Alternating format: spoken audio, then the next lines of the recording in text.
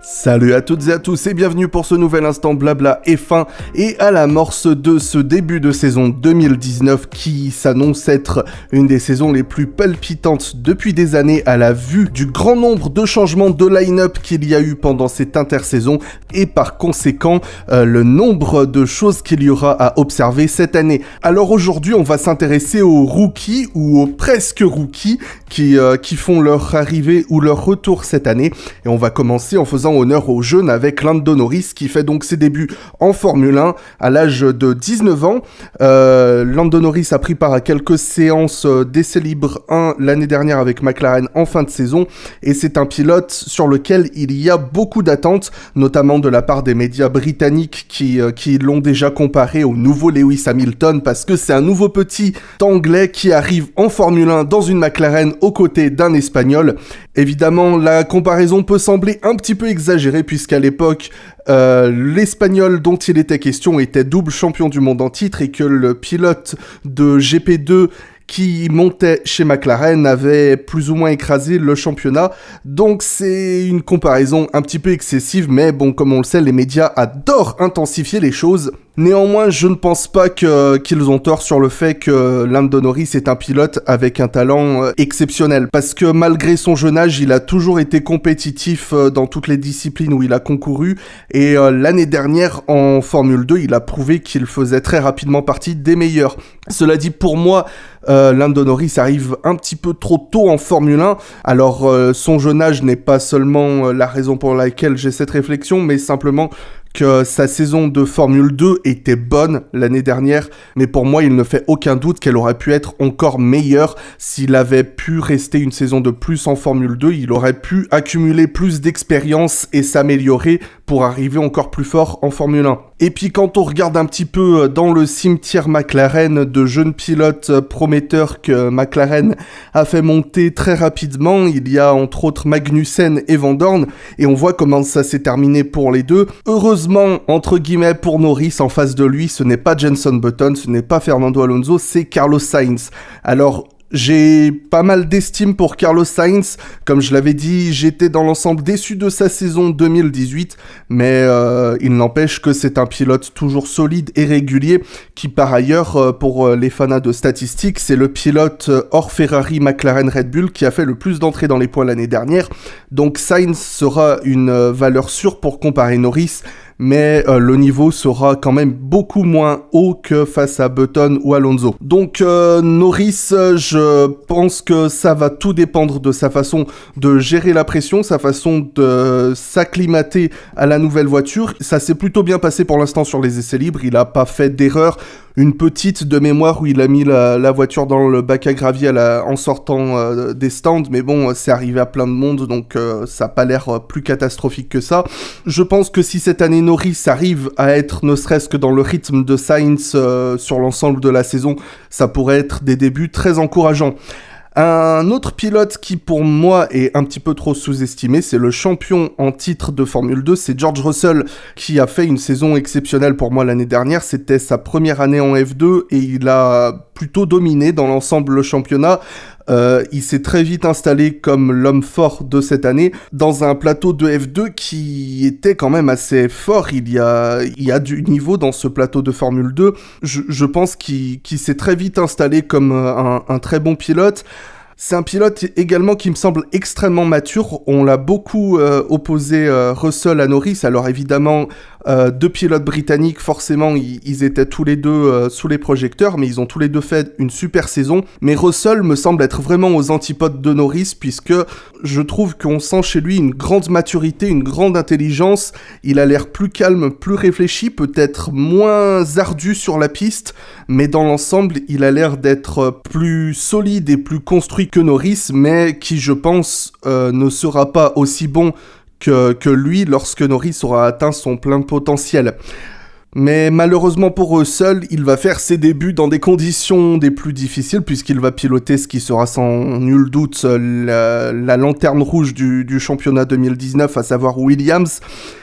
Donc si Williams est aussi mauvaise que l'année dernière, ça risque d'être un petit peu difficile pour lui de montrer son vrai talent, mais si Williams peut se battre régulièrement avec les McLaren, Toro Rosso et le reste du plateau, ça pourrait peut-être jouer en sa faveur. Alexander Albon nous arrive également tout droit du championnat de Formule 3. Il arrive un petit peu à la dernière minute en Formule 1 puisqu'il a été débauché à la dernière seconde par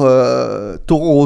alors qu'il avait déjà un contrat pour concourir en Formule I à 2 semaines du début de la saison. Alexander Albon, comme je l'avais dit dans le guide Toro Rosso, j'ai du mal à me prononcer sur lui parce qu'à la fois il semble avoir un bon niveau, mais à la fois son palmarès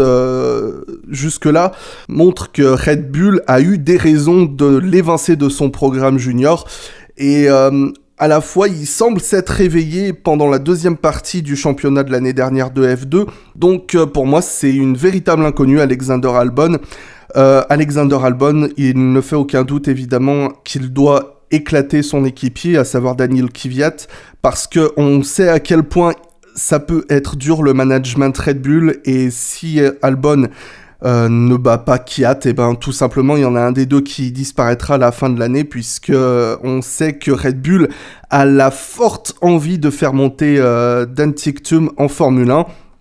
donc ça serait au détriment de Kvyat ou de Albon. Donc énormément de pression à mon avis sur les épaules du pilote thaïlandais. Antonio Giovinazzi a pris part à 2 départs, mais il est quand même considéré comme un rookie, et à juste titre, puisque ces 2 grands prix qui semblent avoir un petit peu entaché sa réputation, auquel il a pris part début 2017, c'était des grands prix sur lesquels il est arrivé à la dernière minute à la rescousse en remplacement de Pascal Wehrlein. Sa course en Australie m'avait semblé être très correcte, il était pas très loin du rythme de Ericsson pour selon qu'il était pas du tout préparé, et la Chine c'était un grand prix plus compliqué puisqu'il a fait 2 fois la même erreur dans le même virage pendant le week-end. Mais je pense qu'on peut pas l'imputer vraiment à Giovinazzi, mais simplement à son manque de préparation. Néanmoins, je pense pas que Giovinazzi soit de la trempe de pilotes comme Leclerc ou comme Russell ou Norris ou même Albon. Je pense que ça peut être un pilote solide, mais qui va avoir beaucoup à prouver et en plus, à mon avis, beaucoup de pression parce que il est effectivement le protégé de Ferrari, mais pour combien de temps encore ? Parce qu'il n'est plus tout jeune, il a 25 ans, il va en avoir 26. Et face à lui, c'est Kimi Raikkonen qui est un des pilotes les plus rapides et les plus expérimentés du plateau. Et s'il ne fait pas au moins aussi bien que Raikkonen, je pense pas qu'on va lui demander de battre Raikkonen. Il faut qu'il soit proche de Raikkonen, c'est vraiment ce qu'on va lui demander, je pense, et c'est l'objectif qu'il doit se fixer. S'il arrive à le battre, tant mieux, mais j'en doute personnellement. Mais s'il est trop loin du rythme de Raikkonen, je pense que très vite, il y a 2 petits protégés de Ferrari qui attendent en Formule 2, à savoir Mick Schumacher et Giuliano Alesi, qui se feront un plaisir de prendre sa place s'il performe en Formule 2 et que Giovinazzi ne performe pas. Et enfin, on termine avec le plus vieux rookie de cette année, puisque Robert Kubica a 34 ans, il a pris part à beaucoup de grands prix, mais malgré tout, on peut pas vraiment le considérer comme un pilote d'expérience entre guillemets, puisque, comme je l'avais dit dans le guide consacré à Williams, Kubica n'a pas couru en Formule 1 depuis beaucoup trop longtemps pour que son expérience précédente lui serve réellement.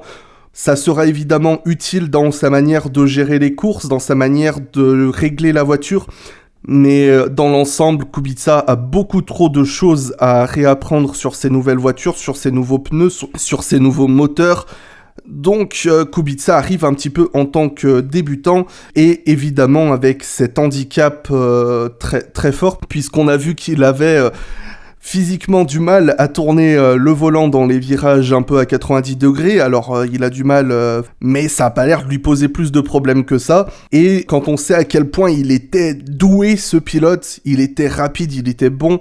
je pense que ça ne va pas vraiment le paralyser, mais les objectifs de Kubica cette année, ça va être très difficile de faire oublier le manque de performance probable de Williams. Mais si Kubica ne retrouve pas cette aura qu'il avait début des années 2010, à savoir cette aura d'un pilote qui avait dans les mains un contrat Ferrari pour 2012 et qui était considéré comme un des 3 ou un des 5 meilleurs pilotes du plateau à l'époque, s'il retrouve pas rapidement cette aura, eh bien je pense qu'il sera condamné à rester chez Williams ou dans des écuries de fond de plateau parce que je vois difficilement Williams gagner des courses dès demain et je vois difficilement Red Bull, Ferrari ou Mercedes aller recruter Kubica. Donc je pense que malheureusement pour lui, son heure est passée, mais bon, on ne sait jamais, et c'est pour ça que Kubica doit vraiment nous revendre du rêve très rapidement. Bref, je vais m'arrêter là, je vous laisse me faire savoir vous quelles sont vos attentes vis-à-vis de ces pilotes pour l'année 2019. Vous pouvez me retrouver sur Facebook, Instagram et Twitter, les liens sont dans la description et je vous donne rendez-vous très bientôt pour un nouvel instant Blabla F1.